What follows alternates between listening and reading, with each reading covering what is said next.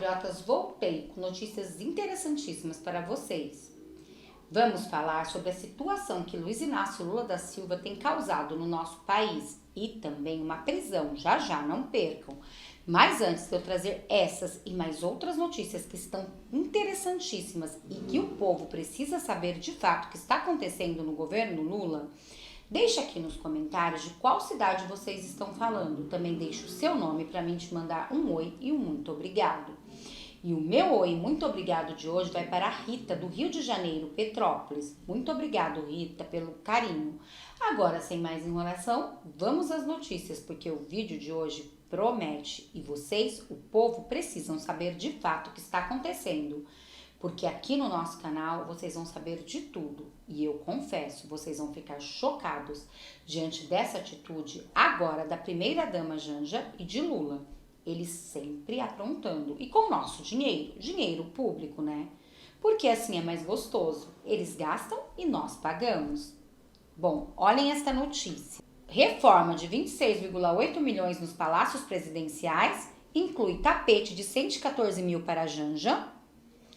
Uma extensa reforma no Palácio Presidencial da Brasília, supervisionada pelo presidente Lula e sua esposa Janja, resultou em despesas totalizando uma bagatela, tá, gente? Com tanta gente passando fome, a situação do Brasil um caos, somente 26,8 milhões em 2023, conforme a reportagem do Estadão. A gente está planejando reformas aí também de um montante considerável, né? Alguns milhões de reais em reformas de prédios públicos, especialmente em Brasília. Mas ele está planejando, então, aumentar o endividamento, né, para fazer a economia crescer. Claro que tem muita gente que está de cabelo em pé com medo aí por causa da atual situação financeira e econômica já do país, mas, por exemplo, Gleisi Hoffmann gostou da notícia, né, Cris? A gente vê cada vez mais que esses grandes nomes do PT, né, grandes entre aspas, porque eu não considero, mas vai lá, o PT considera, esses grandes nomes do PT não entendem nada, zero de economia. É uma coisa impressionante quando eles dizem vamos endividar o país para fazer o país crescer. Primeiro porque isso é uma premissa errada.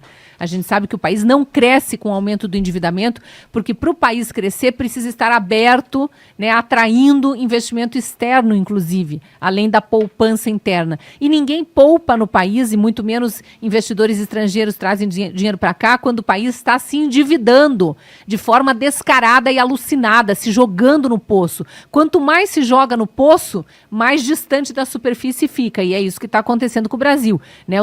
A militância idiotizada, que eu costumo falar aí, que embarca nessas narrativas imbecilizantes do PT, dizendo, por exemplo, que o país vai crescer com o aumento do endividamento, essa militância não percebe, mas já vai estourar, porque a economia ela tem um retardo, né, para apresentar os seus números, mas já todos os economistas sérios do país estão dizendo vai estourar uma recessão muito pior do que a do governo Dilma, e olha que aquela foi histórica. Eu tenho até medo de pensar nisso, porque eu não sei aonde o Brasil pode parar e se sobra alguma coisa de economia brasileira se a gente afundar ainda mais do que já foi a recessão econômica provocada pela Dilma em seu segundo governo, mas era uma coisa que vinha de antes, vinha desde o fim do segundo governo Lula, primeiro governo Dilma inteiro se endividando, e aí estourou no segundo governo. Maior recessão econômica da história do Brasil.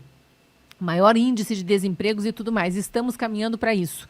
Haddad, que é um zero à esquerda em economia, já assumiu isso, já disse que não entende nada, está criando uma intriga interna no PT porque ele não quer esse endividamento do país maior do que já está. Porque esse primeiro ano de governo com mais de 200 bi de déficit apenas para enaltecer os deslumbramentos de Dona Janja e companhia, e os quase 40 ministérios e, enfim, todos os sindicatos pendurados no governo de novo. Então, esses 200 bi de rombo vão estourar já. Agora, Gleisi Hoffmann, Lula, dizendo para quê? Acabaram de aprovar o arcabouço fiscal, já estão dizendo que não precisa mais respeitar o arcabouço. Esse é o PT.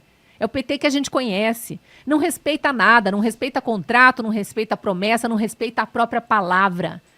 É o PT que a gente conhece, né? Vocês esqueceram então de Lula, que na sua campanha ia dar picanha, cervejinha, depois falou que não era bem isso, depois veio com o papo da abóbora. E olha que do jeito que Cristina Grêmio está falando, nem abóbora, gente, porque a situação do Brasil está indo de mal a pior. Está indo ladeira abaixo. Foi o que ela disse, com um déficit de 200 milhões. Enquanto isso, Bolsonaro entregou para ele no azul. Mesmo com uma pandemia e uma guerra, agora não está acontecendo nada disso. Lula está gastando desenfreadamente, do jeito que disse a jornalista, para assim fazer os gostos de Janja, cada vez gastando mais com viagens, hotéis luxuosos, com esse grupo enorme de ministério que ele tem, ainda disse que é pouco e quer colocar mais gente, e tudo isso com dinheiro de quem? Do povo, que tanto trabalha e precisa, e é por isso que eles fazem isso, enquanto eles gastam, a gente trabalha, para ter os luxos dela, né, e dele. Este é o governo do PT, que não cumpre nada do que prometeu na sua campanha. Pelo contrário, está levando o país a passos largos de uma Venezuela. É tão desonrado que nem a própria palavra eles se preocupam em manter. E aí Haddad está lá nessa crise interna com o PT, já sendo defenestrado aí pela ala Gleisi Hoffmann e afins de dentro do governo, porque imagine, né, ele não quer aumentar o déficit público, mas tem que aumentar déficit para fazer crescimento. O brasileiro não é otário. O brasileiro não entende como reforma tributária uma redução de 5 para 4 impostos que aumentou a taxa aumentou as alíquotas de impostos. Isso é uma deforma da pior espécie. Então, só idiota mesmo para acreditar que houve reforma tributária ou qualquer preocupação com economia no Brasil nesse primeiro ano de governo. Houve déficit público estrondoso, né, compra de votos descarada, muito maior do que foi no mensalão. Óbvio, né? Eles vieram e dobraram a aposta. Essa é a premissa do PT. E a gente caminha a passos largos para o alçapão do fundo do poço, que no fundo do poço já estamos.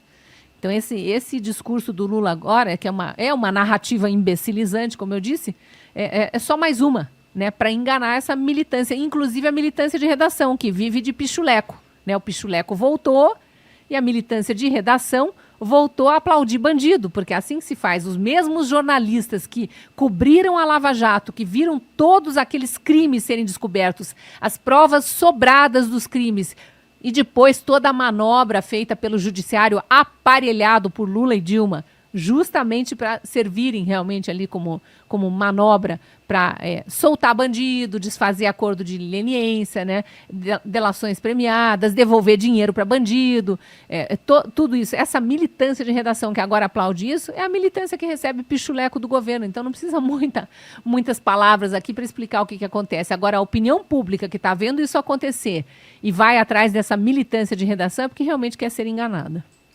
Realmente, ela tem toda a razão, quer ser enganado. E olha que eu ainda ouço pessoas dizerem, pessoas próximas, tá? Que está melhor com o Lula. Então, eu fico até calada, porque vocês sabem, né, gente? Religião e política é melhor não se discutir. Muitas das vezes dá briga. Então, nós ouvimos calados. Mas sabemos a verdade. O que, na verdade, o PT está fazendo com o Brasil. Um déficit de mais de 200 milhões. Vocês viram, né? Emendas para parlamentares direto ali no Congresso, quando está perto de aprovar alguma coisa.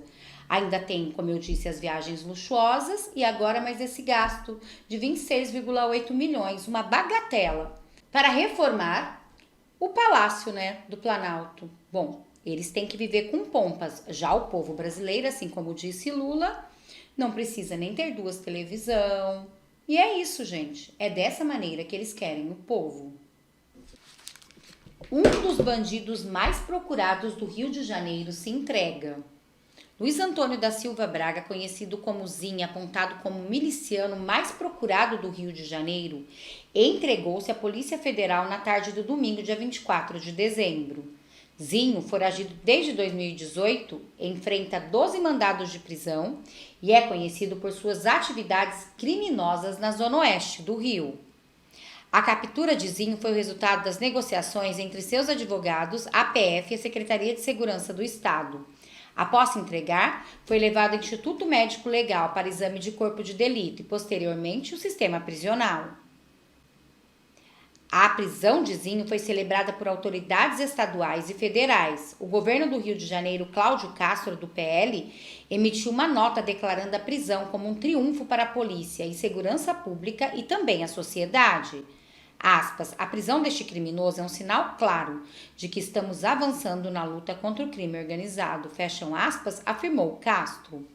Bom, este foi o vídeo de agora, espero que vocês tenham gostado, peço que vocês se inscrevam no canal, curte, compartilha, comenta, ative o sininho de notificações para não perder nenhum dos nossos vídeos. Muito obrigada a todos, até daqui a pouco eu volto com mais vídeos, mais notícias e mais reacts para vocês.